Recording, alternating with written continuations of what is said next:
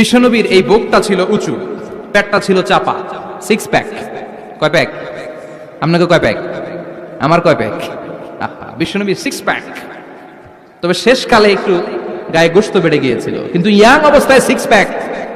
এই মুরাদনগরের জিমনেশিয়াম নাই আছে, ইয়াং ছেলেরা দেখবেন তারা ডায়েট করে, they are on diet in order to keep fit.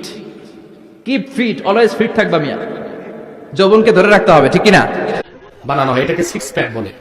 এই কথা বলে এই মৌলভী মিজানুর রহমান কুফর করেছে, সে কাফের হয়ে গেছে। তাকে অবশ্যই প্রকাশ্যে তওবা করে মুসলমান হতে হবে, আল্লাহর কাছেও মাফ চাইতে হবে, জাতির কাছেও মাফ চাইতে হবে।